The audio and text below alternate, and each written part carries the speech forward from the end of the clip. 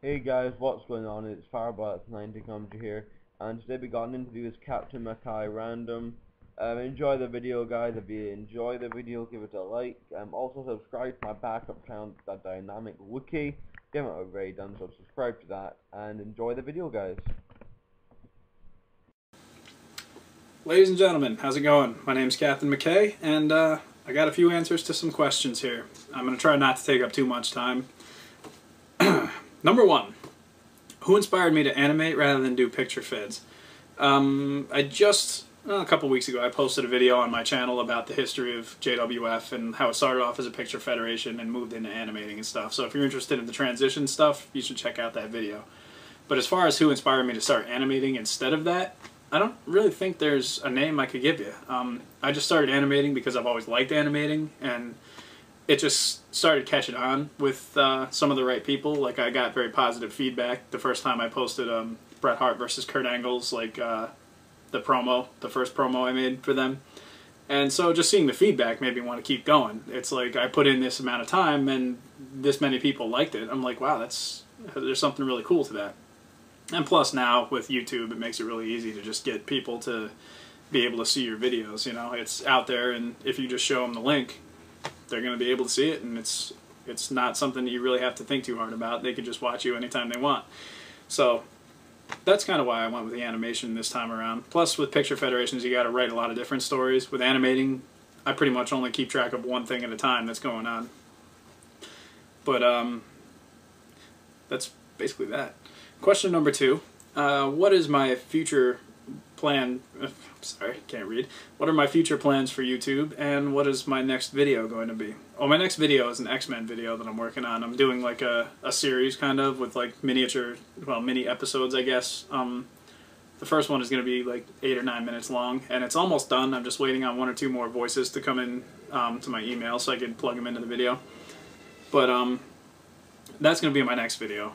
If you're thinking about JWF, I don't know what my next video is going to be for that. Like this Undertaker one that I just posted where he's like digging up the grave.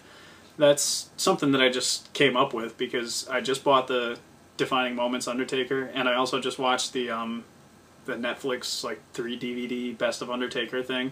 So I was just kind of inspired. I'm like, yeah, I got to do something with Undertaker. So that might lead somewhere, like Bret Hart and Kurt Angle's promo led to another promo and then a full match. Or that might just stand alone, you know, I don't know. JWF is interesting because I have to be really motivated to do it. Otherwise I get burned out on wrestling and I just don't want to even look at it. But we'll see. I'm definitely going to have something else come up. I don't know when, but it'll happen. What is my favorite figure for animation and my favorite figure in general? That's tough. I liked using the NECA Street Fighter figures for animating. I thought they were really cool, and you can get a lot of poses and a lot of cool movements out of them. My custom Hagar figure was made from the NECA Street Fighter figures for like a Sentinel in Metro City, that video I did. So, yeah, I got a lot of use out of him, and I thought that kind of articulation really worked well for stop motion.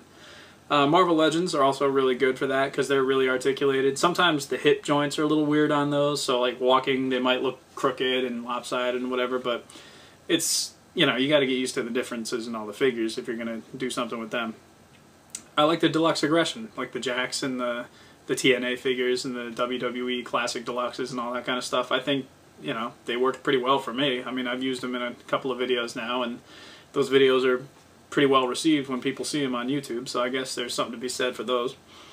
My favorite figure for just in general, I could probably animate with this too. In fact, I've been telling people I wanted to, and I just never got around to it. But it's this Hot Toys Batman figure, the 1989 Michael Keaton one.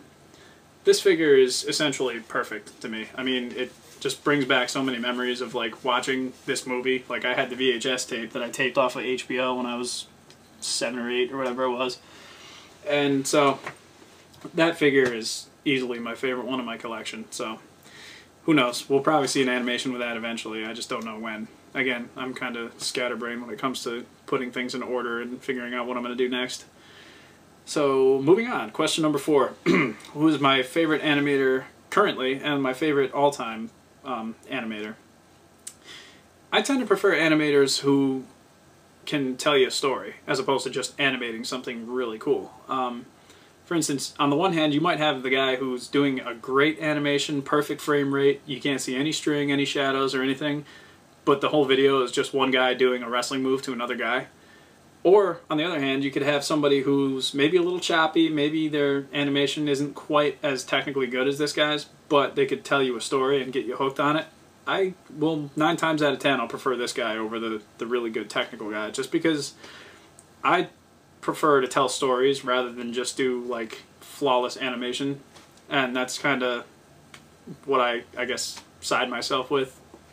I don't consider myself a perfect animator by any means, but I do consider myself a good storyteller, so hopefully that translates over, and that's kind of what I like to watch.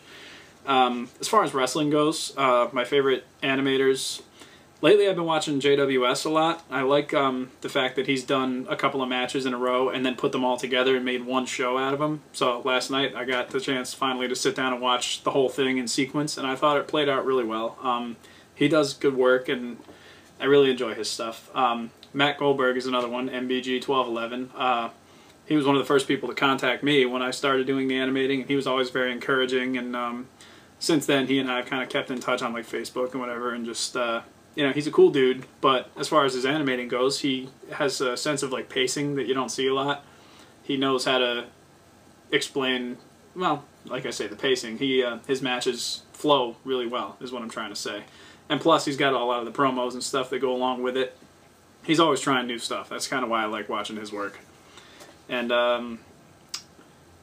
well, Last Smith 88, he's another guy that I really enjoy watching. Probably might be my favorite one right now, because he's such a good storyteller. He hooks you in, and he's very creative, and he's very versatile. That, and he has a different mindset when it comes to things. He doesn't use a lot of like digital effects or anything like that, digital pyro. Like if he wants something to be set on fire in his video, he'll just set it on fire and start filming a video. Like that's, you don't see a lot of that. So I have a lot of respect for him. I think he's a great storyteller, and like I say, versatile. You know, he's done this Power Rangers thing, and a little background on me, I don't care about Power Rangers. I never watched them as a kid, they weren't my thing, but within a minute, this guy just had me watching this video, and I watched the entire thing, and you know what? I really enjoyed it. In spite of not caring about Power Rangers at all, this guy was such a good storyteller that he got me intrigued, and so I watched it till the end, and it was enjoyable. As far as other non-wrestling stuff goes, the guys over at 4-Star 918, they do great work. They just kicked off this Avengers thing they're working on, and I lent a voice part to that, actually, and seeing it all come together, that first video, I was really impressed by it. There's one fight scene in particular that's definitely, I don't know if that could be topped, but I'm waiting to see them top it, because I know they can. Raw One Versus is another guy who does a lot with comic book characters, and he's been telling one story continuously for a while now. He's got like 6 or 7 parts out. And I suggest you check that out. It's called The Eternity Crystal. If you're a comic book fan, you'll probably get into that. He's got a unique storytelling sense, and I guarantee you've never seen animations like his before. Like, it's just a totally different style, and I personally love it. And then there's another guy named Chino Moreno, Chino Zero Moreno if you're looking for it. He does a lot of cool stuff, like his sword fight with Blade and the Hand Ninjas. I thought that was awesome. And he's got a Star Wars one coming out. I'm definitely waiting to see that, because the still shots I've seen, it just looks really cool. I would be ashamed of myself if I forgot to shout out to WW Extreme 25.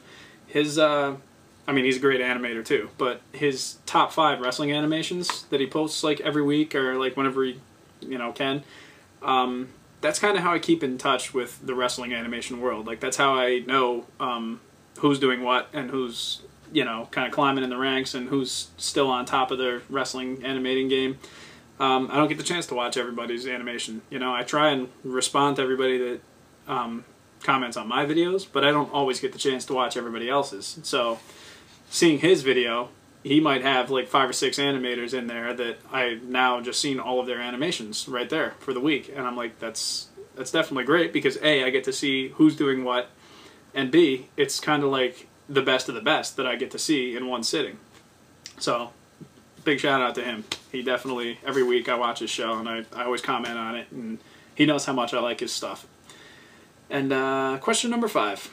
If I was in charge of WWE for one day, what would I do and why?